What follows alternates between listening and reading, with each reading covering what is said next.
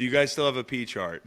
I think everybody has a P chart. That You got- might have got blown a little out of proportion, but I think everybody's got a P chart nowadays. Man, Yeah, you remember going to training camp, like if your yeah. P looks brown, you're You gotta go to probably the fucking hospital. dehydrated. Like, yeah, like You gotta go to the that's not really rocket science going on right there. Coach, what's up? How you doing, man? I'm doing good. Good to meet you. I've been long time admirer. Watched you coach a lot of ball games, and Stanford Steve's a good buddy. He's Yeah, a he big is fan as great, well. man. So yeah. You know, you kicked my ass twice. Which one? Which game? Which The game? Falcons. Yeah, the Falcons. Yeah, yeah. You got there after Fourth, 28-3, right? yeah, at 4th and 2 from the 2. I know. And then you guys went and Ridley, or not Ridley. Julio. Julio almost had that thing. It would Yeah, have been kind of slipped on the icy corner of the end zone, and yeah. then we had to go play you guys again the first game of the year. You That guys was got yeah. rings. We played well that Yeah. game. That was an ugly game. We made it ugly. We were happy it was ugly. So, man, it's good to talk to you. It looks like you got a pretty sweet facility behind you. Yeah, it's cool, man. This is a really cool spot. That's awesome. Well, I want to start there then. I mean, Texas culture. You guys have culture Wednesdays, I hear. I Yeah. think, I talked to some of my buddies who played at Texas, and they were like, since Mac, there hasn't been a guy yet that's embraced the culture, and it looks like Sark's doing that. What's that all about? You know what it is? I just try to connect to the guys. And Yeah. so we try to find a topic every Wednesday, and I always try to share first on whatever that topic is, Yeah. and there's a variety of things that we touch on. And then I'll break them up into subgroups. I know it's hard for guys, especially the younger players, to get up and talk in front of a team. Right. And so sometimes it's a little easier if we do 10 subgroups in and around the facility, and then they share. And I always got a member of our leadership committee on there that kind of runs it with a position coach. But all I'm really trying to do is get some transparency, right? Get a little bit vulnerable, get honest, have some empathy for one another, and try to create a connection that ultimately can lead to more love, right? And then more Yeah. respect. Because I think that culture is what wins, in my opinion. I've been around some really good programs and teams over the time I've been coaching, and culture wins. Talent's great, but culture wins, and because culture finds a way to win through adversity, and so that's what we do, and it's been really effective. And if you ask any of our players, that's probably one of the top two things they mention of what they like about our program are those Wednesdays that we spend together.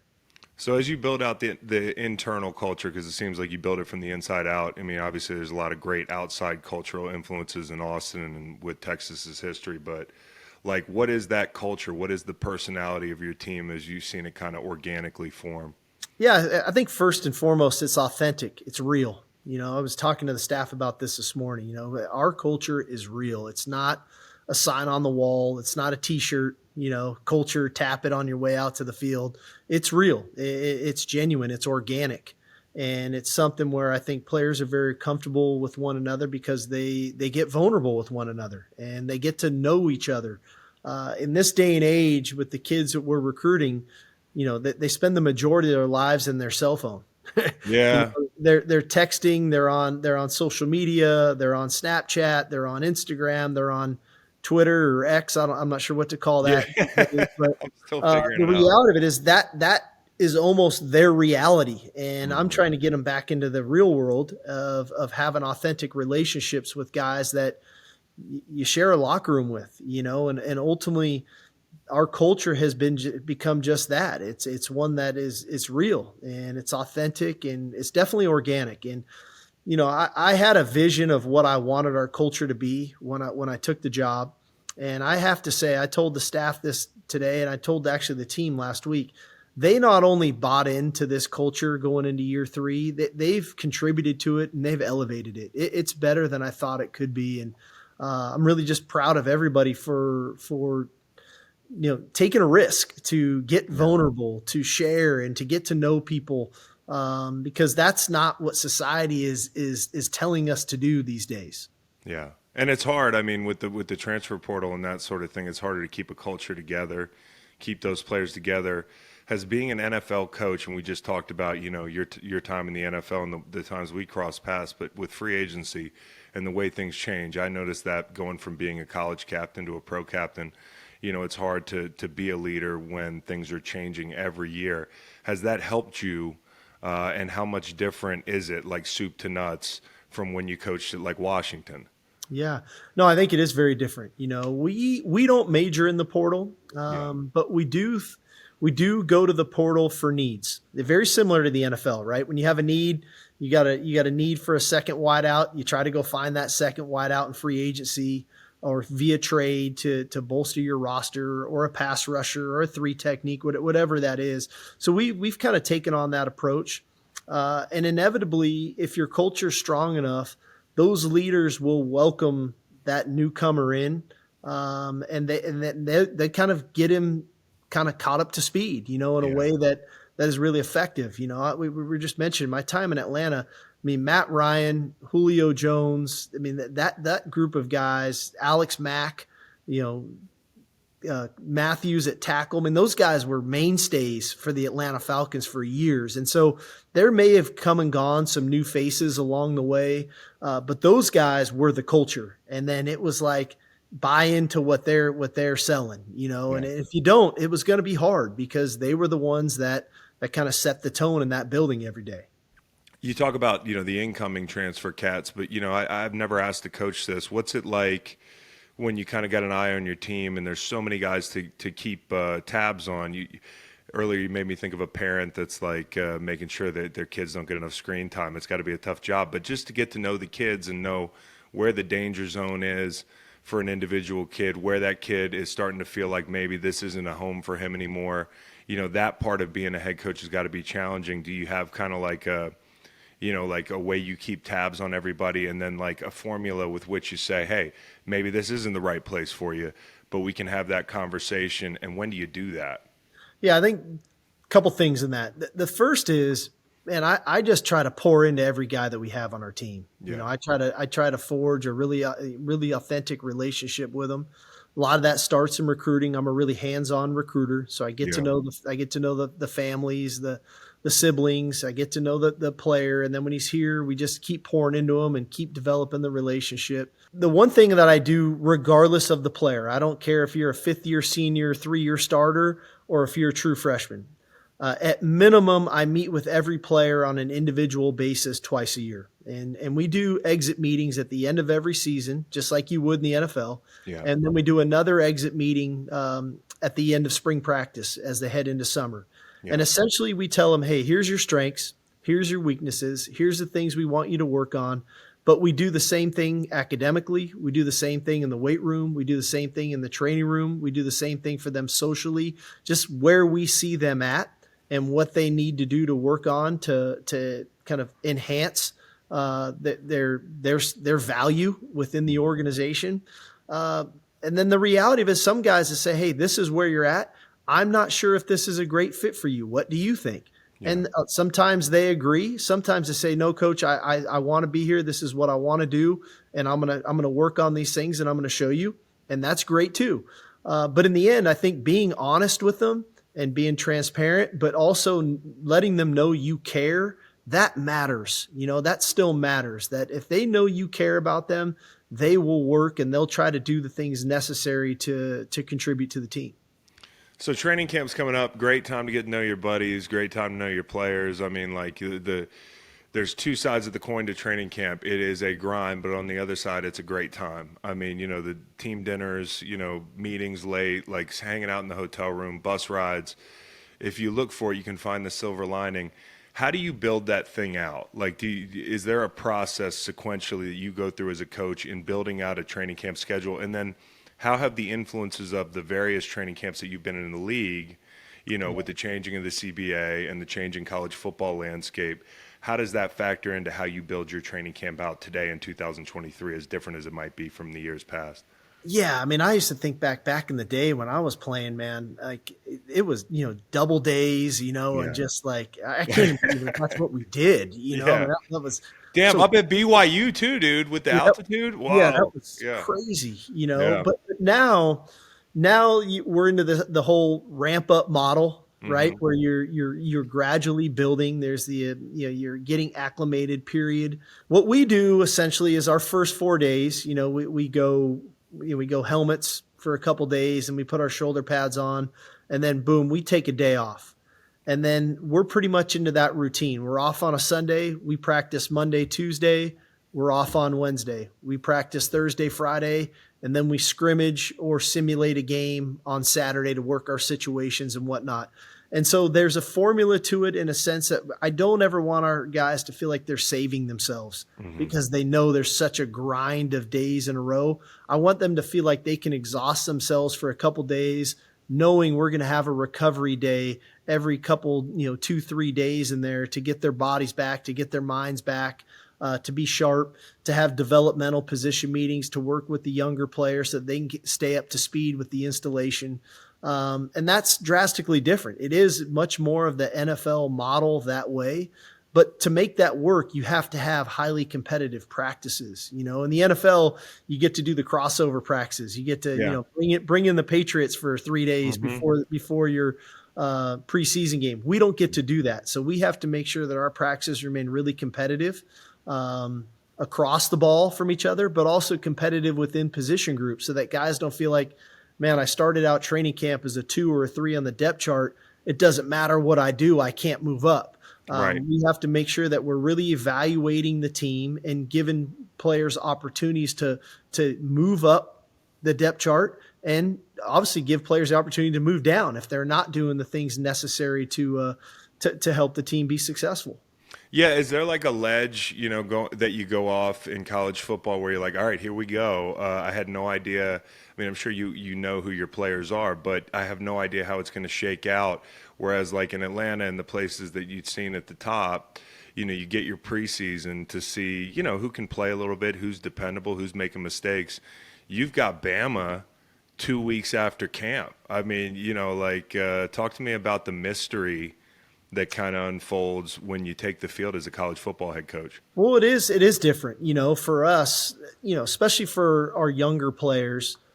The first time they run out of the tunnel here at DKR Labor Day weekend, there's going to be Yeah. 105,000 people at 2:30 in the afternoon. It's going to be about 105 with about 125, 130 heat index. So Yeah. they've never experienced, seen the crowd, the heat, the things of that nature. Some guys rise to it. Some guys, I always say there's your practice players and there's your game day players. Yeah. And sometimes you don't know until they get put in that arena, until they get put in that environment. So we're constantly trying to gather information as we go along the way.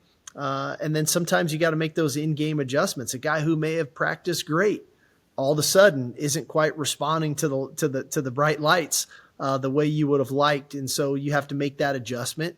And a guy who maybe all of a sudden you're gauging his catapult numbers throughout practice, and there's some explosive movements, and the top speed is 20 or 21 miles an hour. You get in the game, and all of a sudden this guy is running 22, almost 23 miles an Yeah, hour. it happens. He's making competitive catches. We've all seen it. Yeah. And so that's the stuff that we have to constantly monitor and watch, because to your point, I don't get preseason football games. I have competitive scrimmages, but there's nothing like playing in front of a real crowd and going through your pregame routine and all the things that looks like, and who can clam up and who can feel like, man, this is the moment I'm supposed to be in.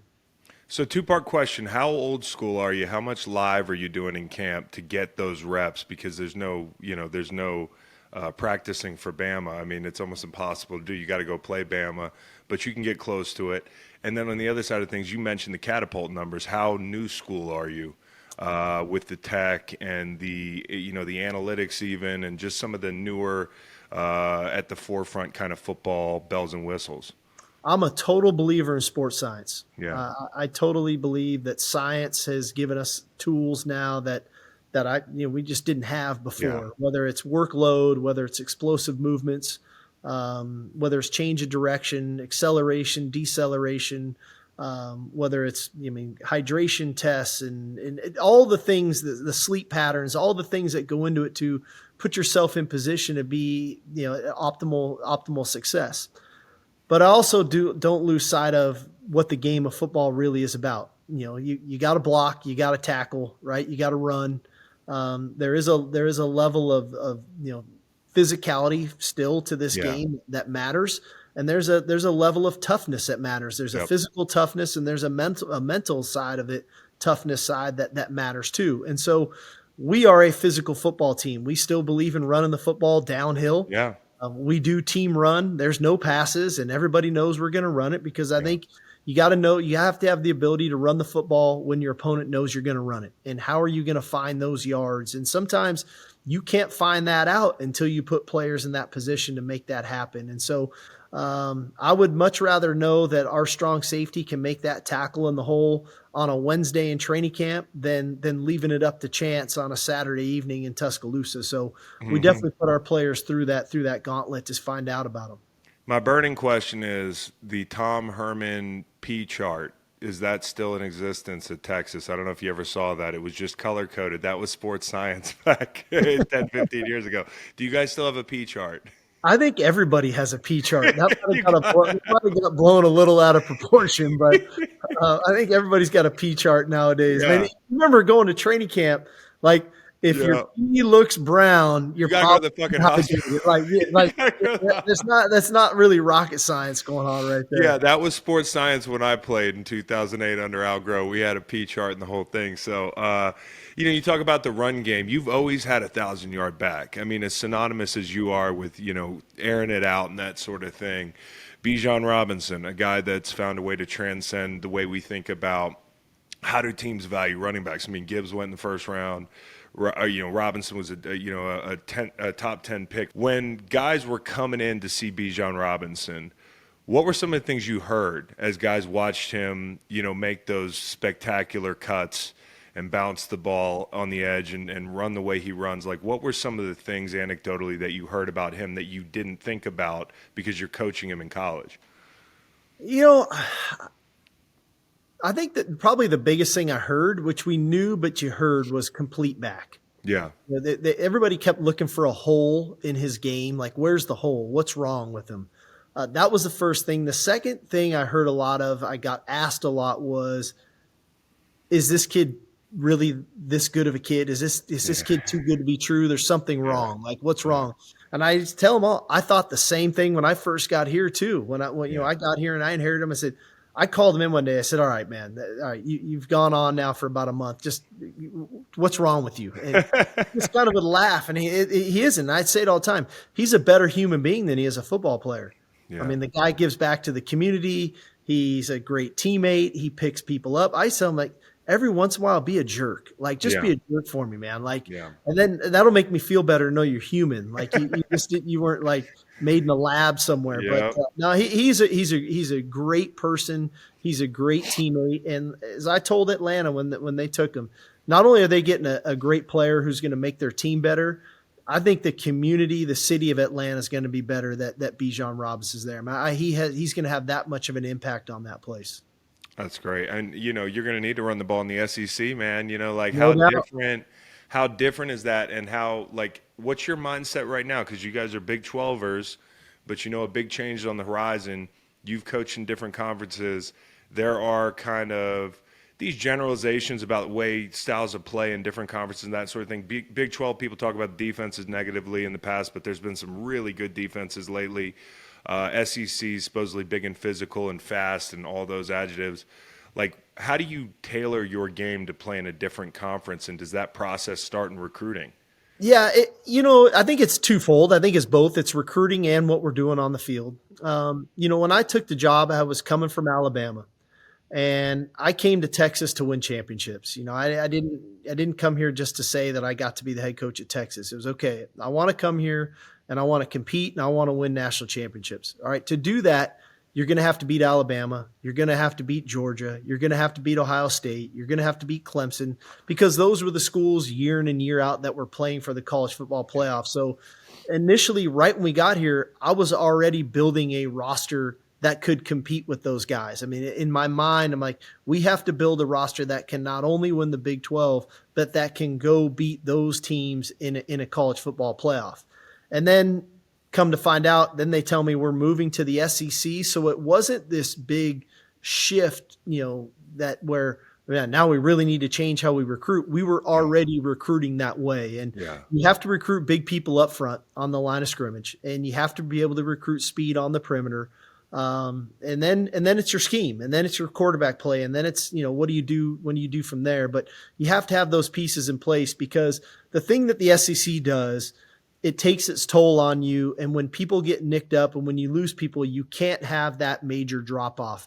Your backup needs to look, smell, taste, play just like the starter, or that's when you can get exposed.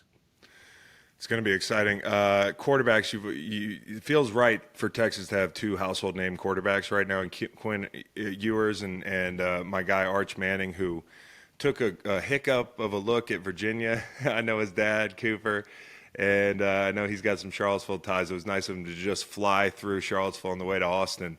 But specifically with Arch, because like he has a famous family. I had a dad who played. My brother went through the same thing. This is the NIL era. He's a quarterback. It felt like these guys are famous before they take the field. How do you walk that line as his coach and his like kind of big brother on campus that can kind of show him the ropes? Like, I want you to get yours in NIL. I want you to soak it up and be a quarterback in Austin, but I also want you to do your work. Is he the kind of kid who can balance that, and where do you step in and help him with that? I really think he can. One thing I was really impressed with Arch and his dad Cooper and his mom Ellen, like that they really handled the recruiting process extremely well. As much as we recruited a bunch of kids every year, they handled it like pros, which they are, right? Yeah. They've seen it. They handled it really well. They asked great questions. They looked for the things that were important to them. And in the end, I think Arch has come in with a really good head on his shoulders. He works his tail off. I mean, this guy goes for it. He's got it in his DNA from a work ethic perspective. But I have to remind him, and I have to remind other people, he's still a true freshman, right? He's a kid. He just really should have just graduated high school. He graduated early and got here in January. So he's already ahead of where he should be. But it's a process, man. Like, we're not running your traditional, college offense. I mean, we were running a lot of the same stuff we were running in Atlanta from a protection standpoint, the play action pass, the run game, the amount we put on the quarterback at the line of scrimmage. And so to do it, we're trying to train him to play in the NFL as well, along with, I think it's a system that's withstood the test of time and has had a lot of success over the years at different stops. So I think that for a variety of reasons, that's why he came. And he also knows, he's smart enough to know, well, that's why I came. I got to put in the work. That doesn't mean he's not a college kid. He's still a freshman in college. I mean, his first 2 weeks here, he lost his ID twice. I mean, that we all did. And that's part of it. That's part of the growth that you're supposed to have when you're a young player in a program. I think I might be an 18-year-old freshman. I lost my ID twice this summer. So a couple guys before I let you go, a couple great names that you've coached or coached with. Just wanted to ask you one question on them. How do you piss Nick Saban off in a way as an assistant coach that people might not know? Wow, man. You're like, how long's the list? Well, the biggest one is, when you've got a good lead, you don't run it enough. Yeah, I learned that lesson. You throw it a little bit too much. And then two, you just don't see around the corners. Like the biggest thing with Nick, you got to know what's expected of you, what the standard is, and if you can see around the corners, life's good. He trusts you. He doesn't hire you because it's a place to come and learn. He hires you because you're supposed to be good at what you do. So if you can see around the corners and expect the expected, you can stay ahead of the game and have a great experience. I loved my time working with him. Do you believe this story? It's a story we've talked about on this podcast in the last couple of days. There was a Reddit thread where Nick Saban, there was a rumor that he had golfed a hole-in-one and told his caddy he would kill him if he told anybody, because Nick would then have to buy beers for everybody at the clubhouse. Do you think that story is true or false? I think it's partially true. I could definitely see him not wanting anyone to know that he got a hole-in-one. But I don't think it's for going back to the clubhouse. I think it's because he should be, in his mind, he doesn't want people knowing he actually has a social life. Oh, yeah, that's good. All he does is football 24/7. Yeah. When in reality, the guy actually has got a great personality. Yeah. And does have a lot of fun, but they, I would say it's probably a split decision on is it completely true or not. Last one on coaches here. Ed O and Lane Kiffin, same staff. You were there to see it. Did they ever have conversations? I want to see what those two human beings would talk about, how that chemistry was. Did they ever sit at the lunch table? Like, what was that like? All the time, man. We were young back then, man. Yeah. Coach Carroll had an awesome staff. We had a Yeah. bunch of really good coaches on that staff early on. Obviously Norm Chow, Ed Ogeron, Lane Kiffin, Kennedy Pola was on that staff. There was a lot of really good coaches, and Coach let us be us. Our personalities definitely came out, and Coach Ojoon definitely came out, and Lane's smart remarks came out, and that's what made it fun though. I think that's why we had a good team in that era. And this is it for you, man. Give you a chance to plug this facility and twist the knife a little bit as a guy who grew up in the McHugh Center in Charlottesville, Virginia, which has not since been updated. It is soon, though, so look out, SEC schools. We're catching up. What is in this facility in Austin that you think is badass that has little to do with football? I've heard about, like, bowling alleys in some places. I know some people have the sleep pods, movie theaters. What's going on in Austin when I walk into that facility? Quite frankly, we're just really efficient, man. This facility is very efficient. We definitely have the sleep pods. Yeah. We definitely have the sauna beds. We got all the kind of bells and whistles there. The one thing I think that's really cool, we have our doctor's offices in our facility. So whatever you come in with, you never have to leave. That's nice. So I think that part is really efficient. Ours is about time management. And trying to take advantage of make sure we're not wasting the guy's time, because it's a real deal now of being a Division I Power 5 football player. When you start juggling school, football, and wanting to be great, and now you're throwing NIL responsibilities where you have to go handle those things too, it takes up a lot of their time. And so we want to make sure that we're efficient. Coach Sark, appreciate the time. We're pulling for you, and hope you come back again after a big win, man. Appreciate it, man. Thanks, brother. Yeah. Have a great day. Good camp. Listen to the full podcast on Spotify, Apple Podcasts, and other podcast streaming platforms. Wherever you want to get the podcast, you can get the podcast. Pretty simple. New episodes every Monday, Wednesday, and Friday. Don't forget to like and subscribe for more content. Podcasts get pretty wild. This is real tame.